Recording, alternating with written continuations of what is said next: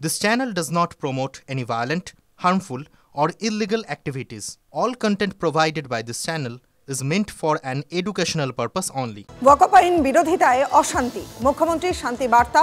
ওয়াকফ আইন কেন্দ্র এনেছে, উত্তর কেন্দ্রই দেবে। এই আইন বাংলায় কার্যকর হবে না, হুঁশিয়ারি দিলেন মুখ্যমন্ত্রী মমতা বন্দ্যোপাধ্যায়। কিছু রাজনৈতিক দল ধর্মের নামে রাজনৈতিক সুবিধা নিচ্ছে, কারো প্ররোচনায় পা না দেওয়ার বার্তা মুখ্যমন্ত্রীর।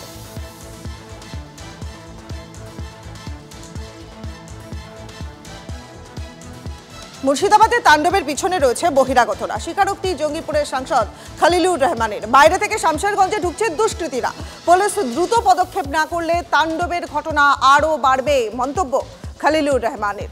ধুলিয়ানে বাবা ছেলেকে খুনের ঘটনায় শোক প্রকাশ করেন তিনি। মৃতদের পরিবারকে আর্থিকভাবে সাহায্যের আশ্বাস তৃণমূলের। এই মুহূর্তে দেখুন পরিস্থিতি অনেকটাই নিয়ন্ত্রণে আছে আর কি, 90% নিয়ন্ত্রণে আছে। নতুন করে গন্ডগোল হওয়ার মতো আমি আশা করছি না আর কি।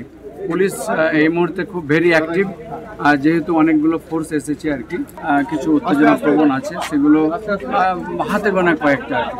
সেটা আমরা আমাদের এসপি সাহেবকে সেই লিস্টের নামগুলো দিয়েছি আর কি, তিনারা বিষয়টা দেখছেন।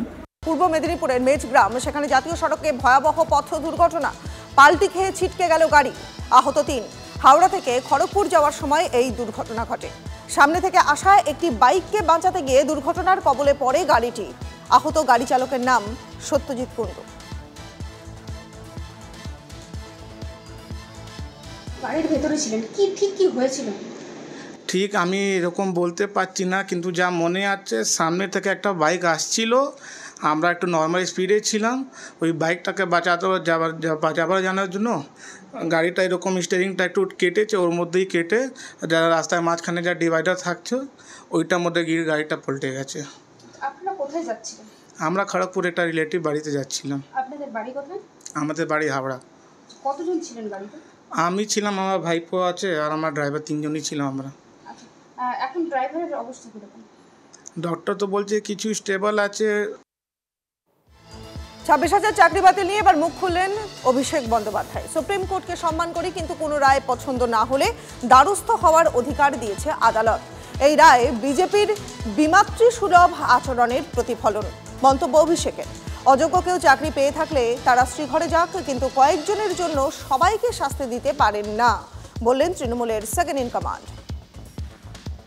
সুপ্রিম কোর্টের রায়,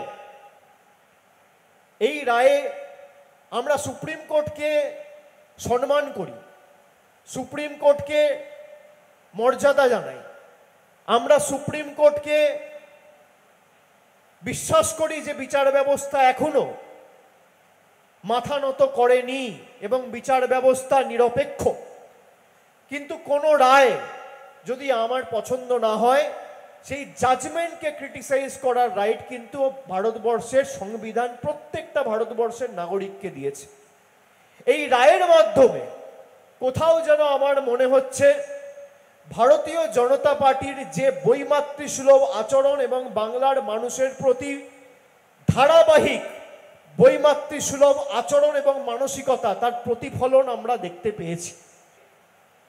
অযোগ্য কেউ চাকরি পেয়ে থাকে, তার বিরুদ্ধে ব্যবস্থা হোক, তার বিরুদ্ধে তদন্ত হোক, তাকে শ্রীঘরে পাঠান, তার চাকরি যাক, তাকে টাকা ফেরত দেওয়া করান। কিন্তু কিছু অযোগ্য লোকের জন্য আপনি প্রায় 16-17 হাজার যোগ্যদের চাকরি কেড়ে নিতে পারেন না। আমি এখানে বিজেপির ধারাবাহিকতা দেখছি যে একজন ভুল করেছে, পুরোটা বাতিল করে দাও।